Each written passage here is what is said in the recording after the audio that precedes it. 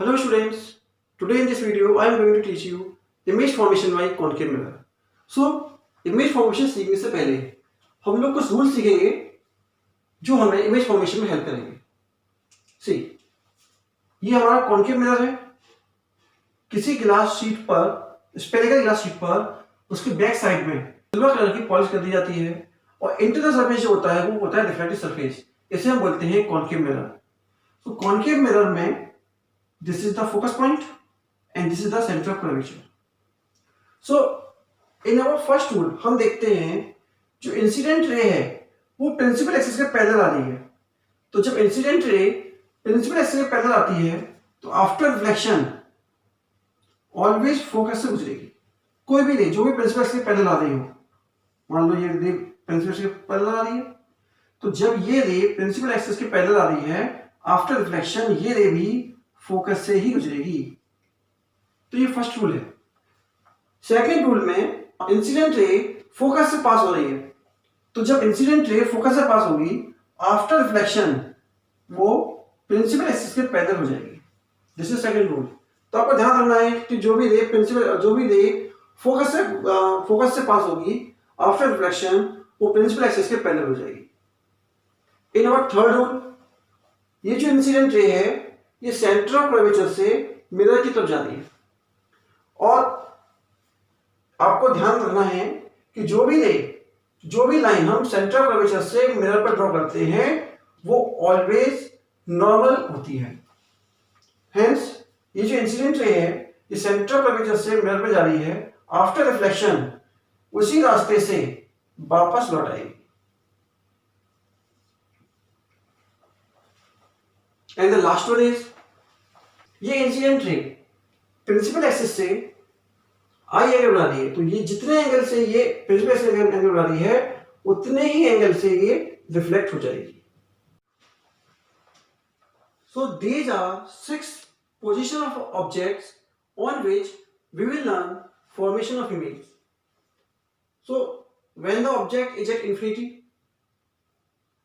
Beyond centre of curvature, at center of curvature, between center of curvature and focus, at focus, or between pole and focus. So first of all we learn when object is at infinity.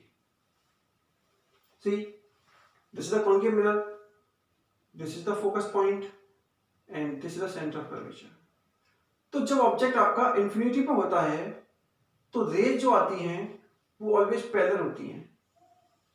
मान लीजिए ये raise principal axis के parallel आ रही हैं, तो after reflection हमने rule में सीखा था अभी, ये दोनों रेज आफ्टर रिफ्लेक्शन फोकस से पास होंगी, तो जहां ये मीट करेंगी उस जगह इमेज फॉर्म होगी.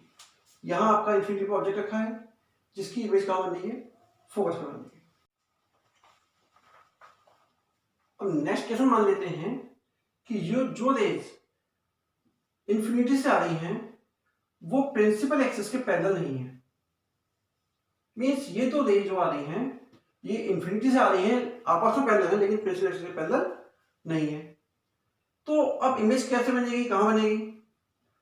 तो मान लीजिए ये आपका सेंटर ऑफ कर्वेचर है, ये फोकस पॉइंट है, ये पोल हो गया. तो सेंटर ऑफ कर्वेचर से जो भी लाइन मिरर की तरफ ड्रॉ करेंगे वो होती है normal. So these are the this is the normal and this is also a normal. तो जिस एंगल से ये नॉर्मल के साथ ये इंसिडेंट रे नॉर्मल के साथ जिस एंगल पे आ रही हैं उसी एंगल से ये रेज रिफ्लेक्ट होंगी और जहां ये मीट करेंगी वहां इमेज बनेगी. तो जहां ये मीट कर रही हैं वो पॉइंट है आपका फोकस पॉइंट. तो इस तरीके से जो भी रेज इंफिनिटी से आती हैं वो फोकस पर इमेज ड्रॉ करती हैं.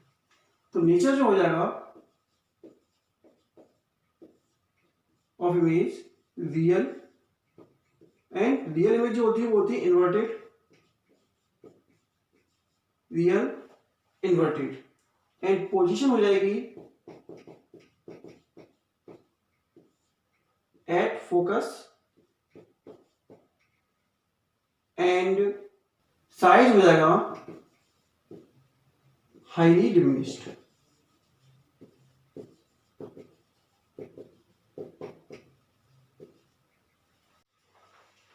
Now the second case is when the position of object beyond C. See, this is concave mirror, focus point, center of curvature, and this is our object which is beyond C. So किसी point से infinite range पास होती है और image formation होने के लिए हमें कम से कम 2 रेज की जरूरत पड़ेगी। तो यहां पर हम इस पॉइंट की इमेज ड्रॉ करेंगे। तो इस एक रेज आती है जो कि प्रिंसिपल एक्सिस के पैरेलल है। तो पता है हमें कि जो रे प्रिंसिपल एक्सिस के पैरेलल जाती है आफ्टर रिफ्लेक्शन फोकस से पास होगी। दूसरी रे मान लेते हैं फोकस से हो जाती है, after reflection it will become parallel to the principal axis. तो जहां ये दोनों रेज मीट करेंगी वहां ऑब्जेक्ट की इमेज मिलेगी। So this is the image of this object.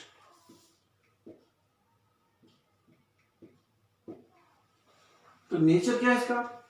Nature है real and inverted,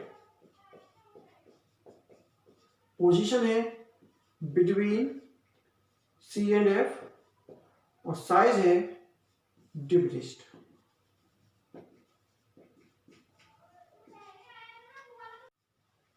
now the third case is when object is at C. जो ऑब्जेक्ट आपका सेंटर ऑफ कर्वेचर पर है तो हमें इसकी इमेज ड्रॉ करनी है। पहली रे प्रिंसिपल एक्सिस के पहले जाएगी, after reflection it will go from focus point, then next ray will go from focus point, it will become parallel to principal axis. और जहां ये दोनों रेज मीट करेंगी वहां इमेज ड्रॉ होगी। तो यहां देखते हैं कि ऑब्जेक्ट जब सेंटर ऑफ कर्वेचर पर है तो इमेज भी सेंटर ऑफ कर्वेचर पर ही बन रही है।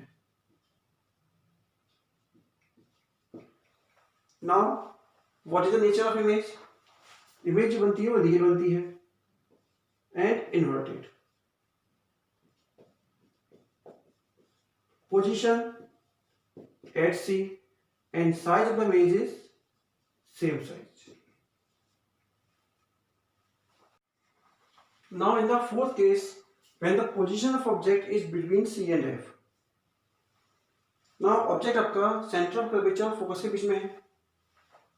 तो हम इस पॉइंट का इमेज ड्रॉ करेंगे तो जो रेज प्रिंसिपल एक्सिस के पैरेलल जाएगी आफ्टर रिफ्लेक्शन फोकस से गुजरेगी एंड द रे which pass through the focus after reflection get parallel to the principal axis. तो दोनों रेज जहां मीट करेंगी वहां इमेज ड्रॉ होगी। तो इस ऑब्जेक्ट की इमेज जो ड्रॉ हो रही है वो यहां होगी। तो nature of image real and inverted.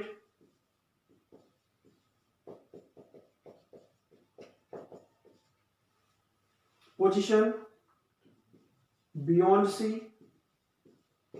and size larger.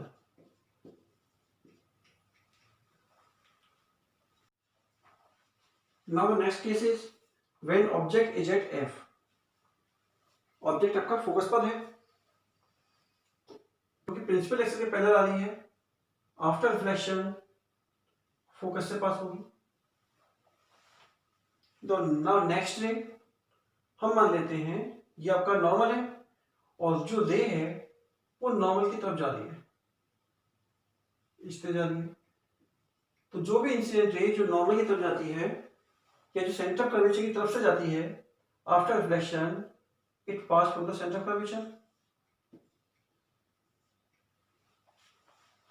तो ये जो दो रिफ्लेक्टेड रे हैं ये दोनों रेज पैरेलल होती हैं और पैरेलल रेज से जो इमेज ड्रॉ हो रही है वो ड्रॉ होती है इंफिनिटी पर।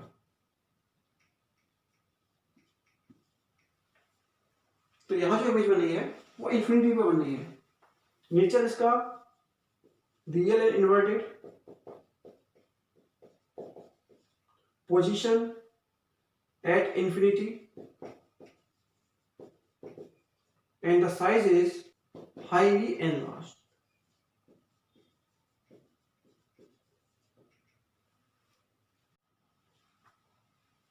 Now the last case is when the object between pole and focus. Object आपका पोल और फोकस के बीच में है, ये आपका हो गया नॉर्मल। तो जो भी रे प्रिंसिपल एक्सिस के पैरेलल जाएगी, after reflection it will go from focus point. The next रे मान लेते हैं वो नॉर्मल की तरफ जाती है, तो जो भी रे नॉर्मल की तरफ जाती है मीन सेंटर ऑफ कर्वेचर की तरफ से जा रही है, after reflection it will pass through the centre of curvature. अब ये दोनों रेज आगे जाकर डाइवर्ज हो रही हैं, तो डाइवर्ज रेज कभी मिलती नहीं है, तो हम क्या करेंगे, इन रेज को हम लोग पीछे की तरफ बढ़ा के मिला के देखते हैं। जब इसको हम पीछे की तरफ बढ़ाएंगे तो ये दोनों रेज यहां आके मिल जाएंगी, और जो भी रेज मिरर के पीछे ड्रॉ की जाती हैं वो हमेशा डॉटेड ड्रॉ की जाती हैं। तो ये जो रे है ये इस पॉइंट पे आके मिल रही है, तो इस पॉइंट की इमेज जो है यहां बन रही है। तो इसका नेचर जो है वो है virtual and erect. Position behind mirror and size is large.